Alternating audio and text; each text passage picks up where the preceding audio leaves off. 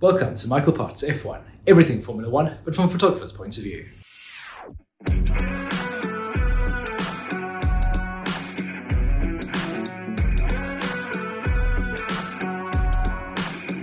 Round 22, the Abu Dhabi Grand Prix, the final race of the 2022 season. For a race in which both championships have already been decided, it's effectively a dead rubber, but the race itself was actually quite exciting.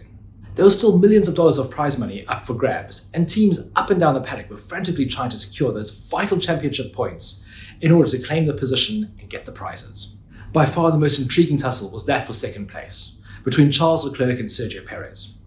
Going into this race weekend, there was an awful lot of drama around this fight. Not between the two protagonists, but between the two Red Bull teammates, between Sergio Perez and Max Verstappen. If you remember back to the last race in Brazil, Max had the opportunity to let Sergio overtake him for fifth place. That would have given Sergio a tiny lead in the battle with Charles. However, Max did not. And then the internet exploded. Many people called Max selfish for not giving up the place, and many other things besides that. It got very nasty and very, very toxic. This left Red Bull scrambling, trying to contain the fallout. In the Thursday press conference, Max stated that there were reasons why he didn't let Checo overtake him, but he didn't want to go into what those reasons were. On Thursday, Red Bull gathered for the end-of-year team photograph, and I was hoping to try and get a little bit of interaction between the two drivers to get a sense of what their feelings were and where their moods were with each other. I did get this shot, which you could interpret as a possible reaction to the Brazilian Grand Prix. Perez is staring intently, and Max is sort of shrugging, but without knowing the context of what they're actually talking about, it's impossible to read too much into this. The two did talk to each other quite a lot during the photo shoot, so at least we can say they're still on speaking terms. During the shoot, one of the benches at the back collapsed and a whole bunch of the team fell to the ground. Luckily, no one was hurt, but it was quite a hilarious moment. The final race of the season was also the final race for several drivers. Nicholas Latifi, Mick Schumacher and Daniel Ricciardo all hope to come back to Formula One in the future. However, 4 times world champion Sebastian Vettel has decided to quit racing entirely. He leaves having achieved 53 wins. That puts him third on the all-time list. But not only that, he also leaves being one of the most loved and respected drivers in the paddock. There were a lot of tributes paid to him over the course of the weekend, from messages on drivers' helmets to stickers around the garages. All the media got together and had a group photograph with him. It was really lovely to see how much everyone wanted to express their thanks and gratitude towards Sebastian. Sebastian had a special helmet designed for this race weekend. It had lots of photographs of all his fans. Custom helmets, I think, is one of the things that you'll remember when you think of Sebastian. He kind of pioneered the idea of radical one-offs for just about every race. At the end of the race, he delighted the crowd performing donuts down the main straight. It was amazing to see the reception he got. Of the other drivers, it looks like Ricciardo probably will go to Red Bull as a reserve driver, not as a full-time driver. McLaren did give Ricciardo a really big send-off. The whole team posed for photographs, a lot of them wearing cowboy hats, as a nod to his love of American culture. Schumacher could be going to Mercedes as a test driver in place of Nick de Vries, who's going off to Alpine. And possibly Latifi is going to McLaren as a test driver. Now that might just be speculation. I did see him have a conversation with Andreas Seidel at the end of qualifying, and his dad has donated a lot of money to McLaren, so there could be a tie-up there in the future. It was also the final race for Pierre Gasly at AlphaTauri. He'll be moving to Alpine next year. And it was also the final race for Fernando Alonso, who'll be moving from Alpine to Aston Martin, replacing Sebastian Vettel. Abu Dhabi is always a great place for paddock fashion, and leading the paddock catwalk, as always, is Lewis Hamilton. He arrived wearing some pretty cool outfits this weekend. Thursday was probably my favourite. It's a sort of purple pattern suit with pearls. Then on Friday, he got a little bit more casual with this bright holiday shirt. Back to a black suit on Saturday, which had a cutaway hole near his heart. And then on Sunday was his black overall styled suit. George Russell went for more of a casual summer look on Thursday and Friday, before reverting to his team kits on Saturday and Sunday. Meanwhile, Sebastian was dressing like it was the last day of work. He's definitely on holiday vibes, and I think retirement couldn't come sooner for him. We also met Pierre Gasly's new girlfriend, Kiko Gomez. She's a Portuguese model, and she made a huge splash in the paddock with some brightly coloured outfits. Abu Dhabi is definitely becoming one of the marquee events of the year. It has fans from all over the world. It's jam-packed with celebrities. There's lots of activities, lots of concerts and things for people to do.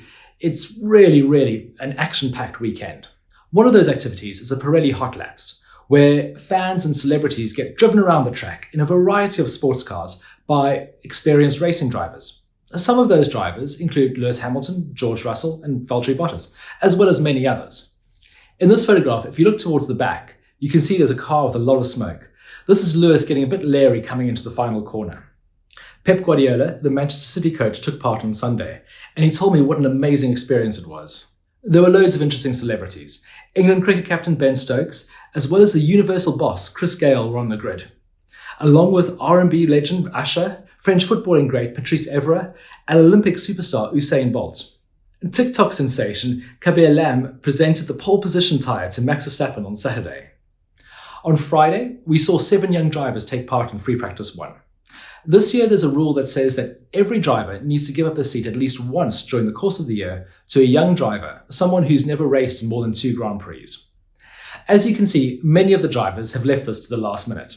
We had F2 champion Felipe Drugovich driving for Aston Martin. He'll be their reserve driver next year. Pietro Fittipaldi drove for Haas. Pietro narrowly qualifies for this because he's actually raced for Haas twice before, when he stood in for the injured Romain Grosjean. Pato O'Ward drove for McLaren. The IndyCar star looks completely at ease in the paddock, and I really hope at some stage he'll get a Formula 1 drive. Logan Sargent appeared for Williams. It was a big weekend for Sargent, as he was also racing in F2 and needed to secure 5th place in the championship to secure enough super license points to qualify as a Formula 1 driver in 2023. Luckily, he managed to do it in quite a hectic race. Jack Doohan drove for Alpine. He's the son of motorbike legend Mick Doohan. Robert Schwartzman took Carlos Sainz's place at Ferrari, and Liam Lawson drove Max Verstappen's Red Bull. Liam had an embarrassing moment where he completely missed his pit stop during the practice session, leaving the mechanics quite confused. Finally, there was Robert Kubica at Alfa Romeo. Robert's quite an interesting one because he's a very experienced Formula 1 driver and race winner. His participation doesn't actually count towards the young driver program. So as far as I can tell, Zhou Guanyu hasn't given up his seat to a young driver this year. I can only assume that's because Zhou is a rookie himself, and it will be unfair to ask him to give up his seat while he's still learning new tracks. On Friday evening, I was photographing a lot around the Yas Marina Hotel. I started off at the roof and I got this really nice photograph of Lewis Hamilton turning around the corner. It's a very slow shutter speed. I've shot this at 1/4 of a second. That's allowed the background to blur and distort. After shooting from the roof for about 20 minutes, I went down trackside and I got this really nice shot of Max Verstappen coming under the bridge. Again, it's a slow shutter speed shot, and here the red lights of the hotel are distorting beautifully in the background. In contrast, this shot, taken a little bit more around the corner, also of Max, is quite different in feeling. Here I've shot with a much faster shutter speed, 800th of a second. Max is actually on a slow down lap, on a cool down lap, so he's going relatively slowly, and that makes it look like he's not moving at all. I photographed around the hotel for qualifying as well because the qualifying session was a little bit later in the evening, and the hotel is by far the most spectacular element of this track when it's completely dark. This shot is taken from the other side of the track to the ones I showed you previously. You can get a little bit further away from the hotel here, and that can give you a little bit more space to play with. It's great that they're changing the LED lights on the top of the hotel because that gives each shot a different feeling. On the grid, I got this shot of Lewis climbing out of his car. They drive the cars from the pits to the grid. Sometimes they take 1 or 2 laps just to get a feeling of what the track is doing, how it's changed overnight. Once they get to the back of the grid, they're met by the mechanics who put the car on wheels and wheel them to the pit box. Here they prepare the car for the race, putting on the race spec tyres and making sure the fuel levels are correct. Max led from the start and never really looked in trouble, securing his 15th win of the season. That's a huge record, and it's going to be really hard for someone to beat. And to be honest, it's kind of the record you don't want someone to beat, because this year has been exciting, but it would have been much more exciting if there was an equal battle between Max and Charles going through the whole year. This is a shot of Max going around turn 3. I was hoping for a more spectacular sunset, as we had on the previous nights, but there was a lot of cloud cover and that kind of muted things a bit. The win might have been in the bag, but the battle for second place was red hot. Sergio was ahead of Charles at the start, but had to stop twice for tyres, whereas Charles could get away with only stopping once. Towards the end of the race, Charles was ahead of Sergio, but Sergio was on much faster tyres and was closing the gap very quickly. However, it wasn't quick enough, and Sergio ran out of time, and Charles claimed the second place in the championship. Charles' second place is very well deserved. He's driven brilliantly this year. He's had some very, very, very bad luck, and he's also made a few mistakes. But he's managed to get Ferrari in a position where they could challenge for the championship, win races. I know I've been quite harsh on Ferrari during the course of the year, but what they've actually achieved is quite remarkable. They've managed to compete for the championship, And if you think back to where they were a few years ago, fighting for minor points way down the grid, it's a remarkable turnaround. At the end of the race, the top 3 drivers wowed the crowd by doing donuts on the start-finish straight. This is a bit of a tradition at the Yas Marina circuit, but it's always amazing to see Formula One cars burning rubber like this. Clouds of smoke billowing off the cars. It's wonderful to see.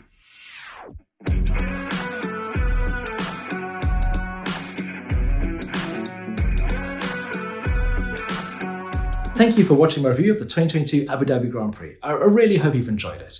It was a very special race, a lot of sad goodbyes. There's going to be a lot of people who are very, very sadly missed in the F1 paddock. But hopefully next year we have new drivers and new stories to tell. And even though this is the final race of the year, it's definitely not my final vlog. I'll be producing loads of content during the winter break, so please stay tuned for more Formula One action. If you'd like to buy one of the photographs from this race, there's a link in the description below. So until I see you again, goodbye.